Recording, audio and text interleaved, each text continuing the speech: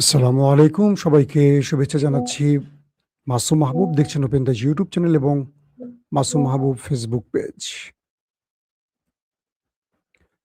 দর্শক, আজকে ব্রেকিং নিউজে বেশ কিছু গুরুত্বপূর্ণ খবর জানাবো। প্রথম যে খবরটি সেটি হলো আমেরিকা ইরানের উপর শক্তিশালী হামলা করেছে। ভয়াবহ হামলা। আবার ইরান আমেরিকাকে পাল্টা জবাব দিয়েছে। দুই পক্ষের মধ্যে রাত থেকে খেলা চলছে টি-20 স্টাইলে। কতগুলো উইকেট গেল, কত রান হলো, ডিটেইল তথ্য দেব। এই উইকেট রান দিয়ে কিছু শব্দ বুঝে নেবে। প্রথম, আমেরিকার অ্যাপাচি হেলিকপ্টার আক্রান্ত হলো হরমুজ প্রণালীতে। প্রথম আমেরিকা এই বিষয়ে ইরানকে দায়ী করলো না। হঠাৎ করে ট্রাম্প বলল এই আক্রমণটি ইরান করেছে ড্রোন দিয়ে এবং অ্যাপাচি ভূপাতিত হয়েছে। তখন ইরান বলছে যে এই আক্রমণ তারা করেনি। কিন্তু আমেরিকা এই অভিযোগ তুলে ইরানের প্রায় ১ ডজন অঞ্চলে অ্যাটাক করলো। এর মধ্যে বন্দর আব্বাস, কেশমদ্বীপ, সিরি, তারপর আরো অনেকগুলো জায়গা রয়েছে। ইরান কি করলো, কয়েক ঘন্টার মধ্যে তারা আবার ৩টি দেশে কয়েকটি ঘাঁটিতে অ্যাটাক করলো। Bahrain, Jordan, Kuwait. তারপর মোটামুটি থামলো। ট্রাম্প আবারও মুখ খুললেন, বললেন ইরানকে এর জন্য বড় মাসুল দিতে হবে, বড় প্রাইস পে করতে হবে। তার ট্রুথ সোশ্যালের পোস্ট ডোনাল্ড ট্রাম্পের। আমরা আপনাদেরকে রাতে যে লাইভটি শোনালাম সেই সময় পর্যন্ত শান্ত পৃথিবী। মাঝামাঝি রাতে এসে মধ্যরাতে বাংলাদেশ সময় আমেরিকা ইরানের বেশ কয়েকটি পয়েন্টে অ্যাটাক শুরু করলো যুদ্ধ বিমানের মাধ্যমে। F-16, F-35 সহ আরো অনেকগুলো ইরানকে কাঁপিয়ে তুলল। ইরানের প্রতিরক্ষা ব্যবস্থা ব্যাপকভাবে কাজ শুরু করলো, যতটুকু পারলো ইরানের অ্যাটাক মোকাবেলা করলো। কিন্তু আমেরিকা ম্যাসিভ আকারে অ্যাটাক করেছে ইরানের গুরুত্বপূর্ণ বাণিজ্যিক, পানি শোধনাগার, বিভিন্ন গুরুত্বপূর্ণ মানে বিশেষ করে তেল শোধনাগার, এই বিষয়গুলোকে টার্গেট করেছে আমেরিকা। এবং মিলিটারি বা সেনাবাহিনীর যেই জায়গাগুলো আছে, যেখানে সেনাবাহিনীর রসদ থাকে, অস্ত্র থাকে, সেনাবাহিনী থাকে, এই জায়গাগুলোকে টার্গেট করলো আমেরিকা। এর পরপরই আবারও ইরান শুরু করেছে। প্রথম ম্যাচের, টেস্ট ম্যাচের মাঝখানে একটা বিরতি, তারপর আবার ম্যাচ শুরু হয়ে গেল। ইরান কি করলো শুনতে পাচ্ছেন সবাই, না তাই তো? তো এরপর আমেরিকা তার আক্রমণ যখন শুরু করে, ইরান তার প্রতিরক্ষা ব্যবস্থা দিয়ে, তার যে নতুন ভেরিয়েন্টের প্রতিরক্ষা ব্যবস্থা এখন দেখতে পাচ্ছি, এগুলো দিয়ে মোটামুটি কন্ট্রোল করলো আমেরিকার আক্রমণ হলো, কিছু ইন্টারসেপ্ট হলো। যতটুকু পারলো ইরান তার সক্ষমতা অনুযায়ী মোকাবেলা করলো। এরপর ইরান শুরু করলো তার খেলা। ক্রিকেট ক্রিজে ব্যাটসম্যান নামে দুজন, এই প্রান্তে একজন, অপর প্রান্তে একজন, তাই তো? ইরান কি করলো, পুরো 11 জন নিয়ে নেমে গেল মাঠে একসাথে। মনে করেন 11 জন নিয়ে নেমে খেলা শুরু করে দিল। অর্থাৎ মধ্যপ্রাচ্যে থাকা মার্কিন যুক্তরাষ্ট্রের 18 থেকে 20টি ঘাঁটিতে সিরিজ অ্যাটাক শুরু করলো ইরান। তার শাহেদ ড্রোন তো পুরো আকাশ কাঁপিয়ে ছুটছে, একটার পর একটা শুধু বেরোচ্ছে আর যাচ্ছে, সম করে আওয়াজ হচ্ছে। আর ছাড়লো ইরান তার নতুন ভেরিয়েন্টের কিছু মিসাইল। তুরস্কের আনাদোলু এজেন্সি এবং আল জাজিরা যে তথ্য দিচ্ছে, এটা খুবই ভয়াবহ। ইরান যে নতুন ভেরিয়েন্টের মিসাইল ব্যবহার করেছে, শুধু খাইবার শেখান না, ইরান নতুন মিসাইলটির নাম বলেনি। IRGCর তথ্য নিয়ে আল জাজিরা, আনাদোলু এজেন্সি সহ কয়েকটি গণমাধ্যম যে রিপোর্ট করছে, সেখানে তারা বলছে ইরানের মিসাইলগুলোকে আমেরিকা আটকাতে পারেনি। এটা হলো ডোনাল্ড ট্রাম্পের কপালে ভাঁজ পড়ার প্রথম ভয়, মানে টেনশনের প্রধান কারণ, যে ইরান কি মিসাইল ব্যবহার করছে যেগুলো তারা ইন্টারসেপ্ট করতে পারছে না। বাহরাইনের ৫ম নৌবহরে আরো বড় হামলা হলো। চারদিক থেকে মার্কিন সেনারা পালাতে শুরু করলো। বাবার নাম, মায়ের নাম, দাদার নাম ভুলে তারা দৌড় শুরু, জুতা মোজা ছুঁয়ে, যা শর্ট প্যান্ট পরা ছিল সে শর্ট প্যান্ট পরে দৌড়। যখন আমেরিকার প্যাট্রিয়ট 3rd কাজ করছে না, ইরানের ইরান যে ভিডিও রিলিজ করেছে সেখানে দেখলাম ইরানের মিসাইল আসছে, আমেরিকা প্যাট্রিয়ট থেকে তার এন্টি মিসাইল মারছে, এন্টি মিসাইলকে বিট করে আকাশে, এন্টি মিসাইল ইরানি মিসাইল আসছে সেই এই মিসাইলকে ধ্বংস করতে। এটা আসার সঙ্গে সঙ্গে এটাকে ফাঁকি দিয়ে এটা মুভ করলো, এটা চলে গেল সোজা গিয়ে আশ্রয় পড়লো। আর ইরানের মিসাইলটি টার্গেটে গিয়ে একদম বাহরাইনের টার্গেটে গিয়ে মার্কিন ঘাঁটিকে লক্ষ্য করে হিট করলো। এগুলো দেখে আমেরিকার সেন্ট্রাল কমান্ড অবাক হয়ে গেল। তারা আমেরিকার প্রেসিডেন্টকে সিচুয়েশন রুমে জানালো কল করে, ইরানি মিসাইল বিট করা সম্ভব হচ্ছে না। ট্রাম্প বললেন এই কথা আর বলা যাবে না, এই কথা বললে আমেরিকা আকাশ থেকে মাটিতে পড়ে যাবে। বলতে হবে একটি কথা, কি সেটি? সকল অ্যাটাক মোকাবেলা করা হয়েছে। একই অবস্থা হলো কুয়েত, একই অবস্থা হলো জর্দান। প্রথম দফায় জর্দানকে এত মারেনি, গত দুদিন আগে আর আজকে জর্দানকে ব্যাপক আকারে মেরেছে। একদম ঠিক ভোরে আপনারা যখন বাংলাদেশে ফজর নামাজ পড়ছেন বা একটু আগে থেকে ইরান যখন অ্যাটাক শুরু করে, ইরানের আকাশে শুধু আলোর ঝলক দেখা যায়, মনে হয় আকাশ থেকে তারাগুলো খুলে খুলে পড়ে যাচ্ছে, সেই তারাগুলো পড়ে বিভিন্ন জায়গায় ছুটছে। ইরান একসাথে এতগুলো মিসাইল 18টা মার্কিন ঘাঁটিকে টার্গেট করেছে এই 3টা দেশের ভেতরে।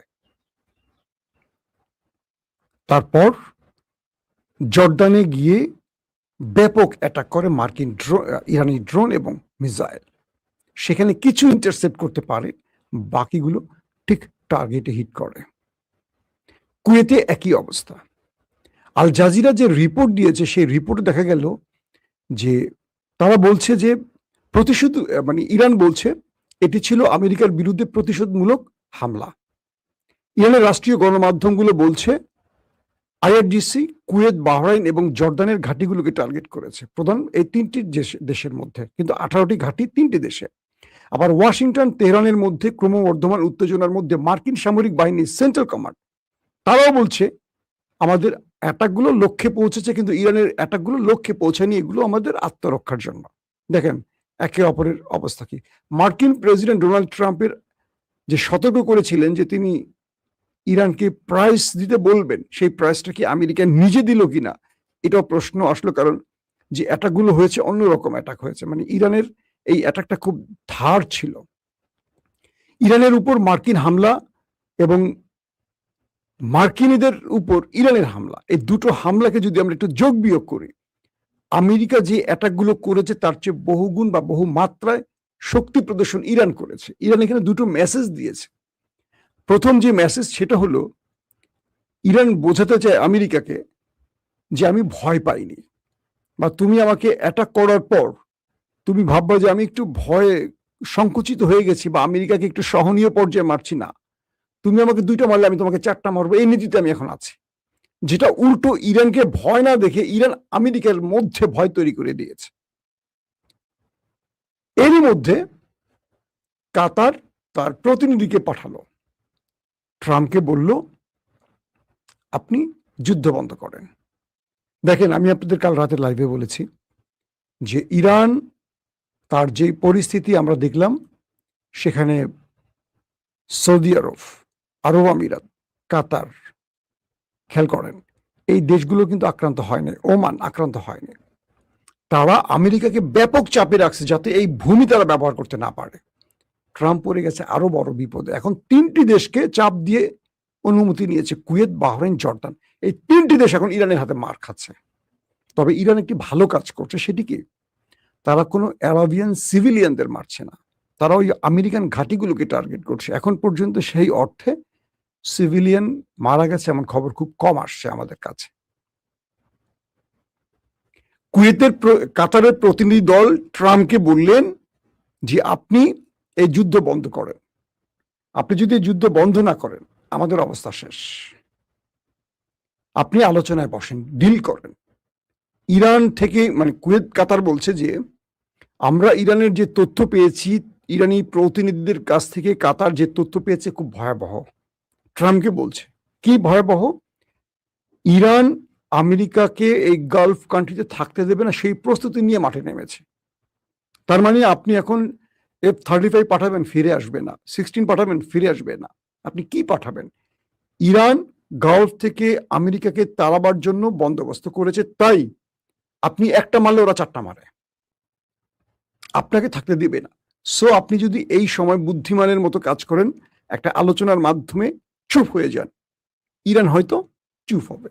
নতুবা ইরানের মূল টার্গেট এখন আপনাকে এই অঞ্চল থেকে সরানো। আপনি কি পারবেন ইরানকে এখন এই মুহূর্তে মোকাবেলা করতে? যদি পারতেন 40 দিনের মধ্যেই পারতেন। 40 দিনের পর আপনি নিজেই সিজ ফায়ার করেছেন, আপনি নিজেই যুদ্ধবিরতি ঘটিয়েছেন, ইরান করেনি। এখন আপনি আবার আক্রমণ করে এই এই মানে মিডল ইস্টের রাষ্ট্রগুলোকে, আরব রাষ্ট্রগুলোকে আপনি বিপদে ফেলতেছেন। এখন আরবের এই চাপ ট্রাম্পের কাছে যাওয়ার পর ট্রাম্প রাতে ঘোষণা দিলেন আপাতত যুদ্ধ বন্ধ। তবে তিনি এটা মিথ্যা কথা বললেন। একটি মার্কিন গণমাধ্যমের একটি নিউজে দেখলাম, তিনি যে মিথ্যা কথাটি বললেন, তিনি বলছেন ইরান যুদ্ধ থামাতে বলেছে, আমাদের আক্রমণে ইরান বেশি ভেঙে পড়েছে বা ভয় পেয়েছে, তাই ইরান যুদ্ধ থামাতে বলেছে বলে আমরা যুদ্ধ থামিয়েছি। প্রশ্নটা হলো, এটা সত্য মিথ্যা বোঝার খুব সহজ একটা মানদণ্ড তৈরি করে দেয়। ইরান যদি আমেরিকাকে বলে থাকে যুদ্ধ বন্ধ করো, তাহলে সকালবেলা ইরান উঠে মার শুরু করবে না।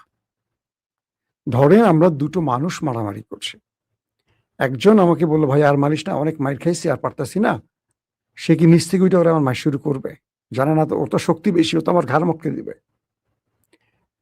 ইরান যে আমেরিকাকে বলেনি তার সবচেয়ে বড় প্রমাণ হলো আমেরিকার অ্যাটাকের পরপরই, আমেরিকা তো গভীর রাতে অ্যাটাক করেছে, ভোর হওয়ার আগ দিয়ে ইরান শুরু করছে মায়ের, এবং 18টি ঘাঁটিকে লন্ডভন্ড করে ফেলেছে। মিডল ইস্টের গণমাধ্যমগুলো, আরব দুনিয়ার নেটওয়ার্কগুলো বলছে বাহরাইন, কুয়েত এবং জর্দানের ঘাঁটিগুলো থেকে শুধু আগুন জ্বলতে দেখা গেছে। তার মানে কি বড় বড় আক্রমণ হয়েছে যে আগুন নিভাতে পারেনি লম্বা সময় ধরে। এবং পুরো শহরগুলো, মানে এই দেশটির পুরো শহরে শুধু সাইরেন বেজেছে, মানুষের মধ্যে আতঙ্ক তৈরি হয়েছে। যখন মিসাইলগুলো হিট করছে, যেন ভূমিকম্পের মতো বিকট শব্দে ওই অঞ্চলগুলো কেঁপে উঠেছে। এত বড় বড় বিস্ফোরক, মানে এত ভারী বিস্ফোরক বহন করেছে ইরান তার মিসাইলের মাধ্যমে। এই বিষয়গুলো নিয়ে পুরো, মানে কি বলবো, আমেরিকা নিজেই আতঙ্কিত হয়ে গেছে, ইরান এটা কি শুরু করেছে। ট্রাম্প একটু মাইন্ড করছে যে আমি তো মারতেছি সহনীয় পর্যায়ে, ইরান এত বড় করে মারছে কেন? আসলে ইরান এখন দুটো খেলা খেলছে, এক, আমেরিকা যেন ইরানকে ভয়ে তার শর্ত মেনে নেয়, দুই, এই গালফ থেকে চলে যাওয়ার জন্য একটা পরিকল্পনা করে। এখন যদি ইরান ভয় পেয়ে যায় বা ভয়ের কোনো আসর দেখায় আমেরিকাকে, আমেরিকা তো ইরানকে ভাঁজ করে ফেলবে একেবারে চাপ দিয়ে। তো ইরান এখানে সেই খেলাটা খেলছে, কারণ এখানে যে কোনো কারণেই ইরান একটু শক্তিশালী হবে। তার প্রধান কারণ আমেরিকাকে 10-15 হাজার মাইল দূর থেকে আসতে হয়, ইরান তার ঘরে বসে কাজ করছে। আমেরিকাকে ভিন্ন দেশে ঘাঁটি ব্যবহার করে, অর্থাৎ ভিন দেশে বসে তার ঘাঁটি ব্যবহার করতে হয়, যত আধুনিক অস্ত্রই আনুক। ইরানের অবস্থাটা একটু ভিন্ন। আবার ইরান আত্মরক্ষা করছে না, ইরান নিজে মার দিচ্ছে। প্রতিটা দেশ আমেরিকার মার খেয়ে আত্মরক্ষা করে, আমেরিকাকে মারার সাহস করে না, মনে করে যে আমেরিকাকে একটা চর দিলে তো আমেরিকা 20টা মারবে, বরং আমি 5টা চর খেয়ে বসে থাকি। কিন্তু ইরান সেটা করছে না, 5টা চর খেলে 10টা মারার চেষ্টা করতেছে। এটাই ট্রাম্পের অহংকারে লেগে গেছে যে এটা কেমন জাতি। সেই জন্য ট্রাম্প বলছে ইরানিরা শক্তিশালী জাতি। এটা ট্রাম্পের মুখের কথা, তারা হার মানতে চায় না, এটা বুঝে গেছে আমেরিকা।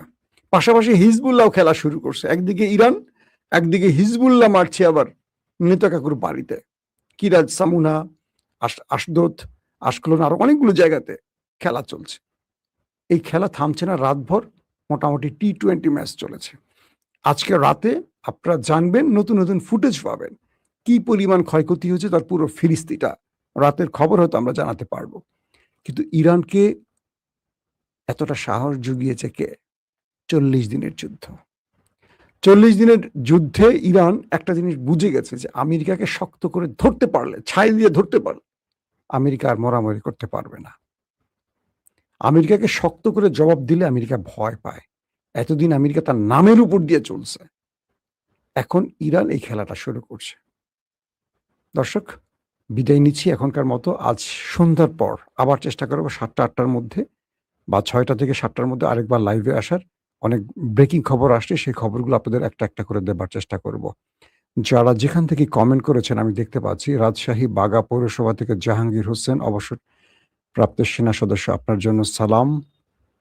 কলিজার টুকরো মাসুম ভাইয়া চট্টগ্রাম দুবাই থেকে দিদার, দিদার ভাই আপনার দিদার কবে পাবো বলেন? রংপুর থেকে শাহিন। ওকে ভাই, আজকের মতো বিদায় নিচ্ছি। ওয়েট করেন, ধারাবাহিক কোনো টাইম টেবিল নেই। আরো বড় খবর আসার সঙ্গে, সঙ্গে লাইভে চলে আসবো। এখনকার মতো বিদায় নেই। আল্লাহ আমাদের প্রত্যেককে নিরাপদে রাখুন। আল্লাহ হাফেজ।